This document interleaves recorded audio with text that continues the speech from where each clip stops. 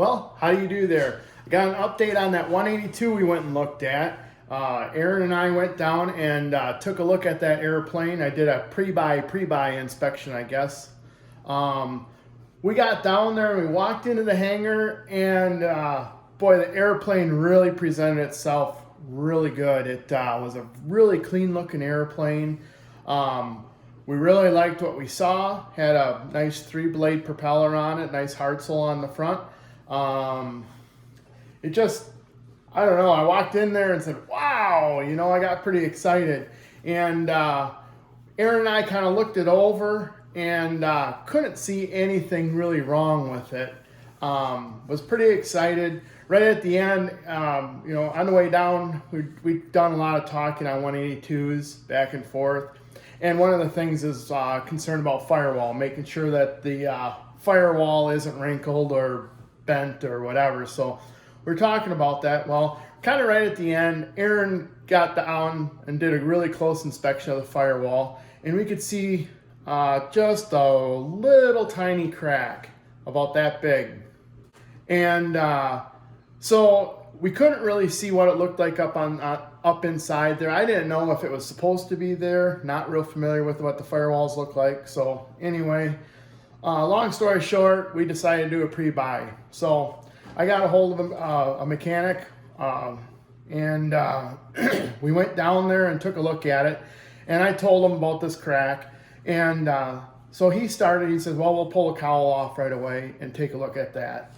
And so we pulled the top part off. I looked down in there. It didn't look too bad, but when we pulled the bottom half off, I could see it immediately. It was on my side. You could see the left side of the firewall was pushed out a little bit. The right side was pushed back a little bit. It stuck out pretty good once we got the cowl off. I could not see that with the cowl on though. And there was oil canning. You could push around different parts of the firewall, and you could have oil canning going on the firewall. So crawled underneath it, and like the boot cowl, behind the cowl, that main piece that's wrapped around the bottom of the boot cowl, you could see, same way on the left side, you could see a place where it's pushed down. And then on the other side, you could see where it was pushed up. So we were looking at that, and there was a line of screws and rivets around the back of the boot cowl. Looked like somebody had been in there working on something. Everything else was painted. These screws and rivets, they're kind of using a combination of both versus just rivets.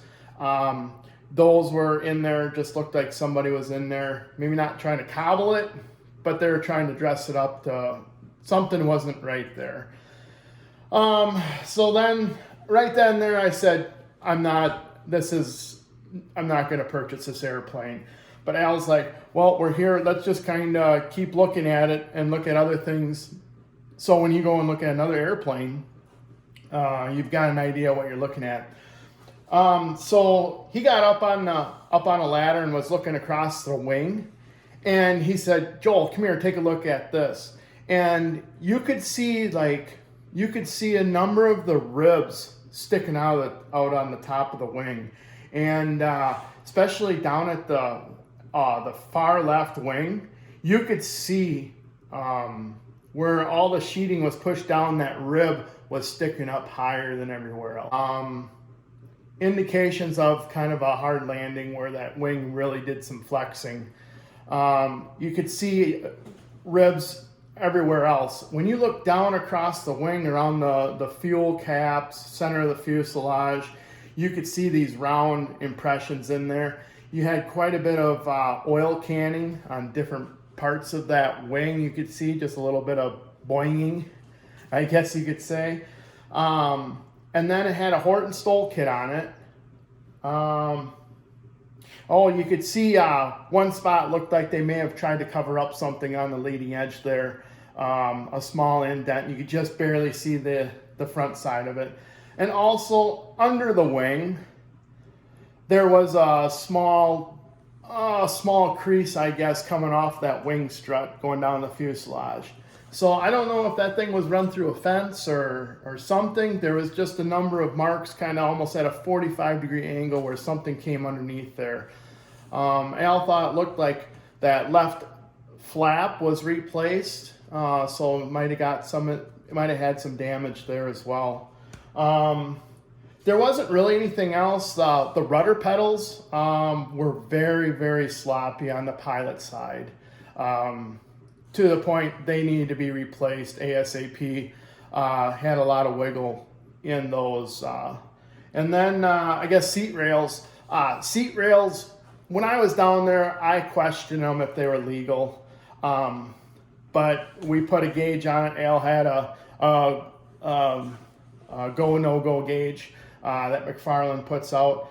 And it did pass, but just barely. So anyway, that's my update on the 182. I've got another read on another airplane I'm pretty excited about. So I'm going to put another video together later on. So stay tuned for that. If you want to follow along, please subscribe and like it if you can, if you want to. But subscribe, click the little bell there, and it'll notify you next time I throw another video up. Until then, adios.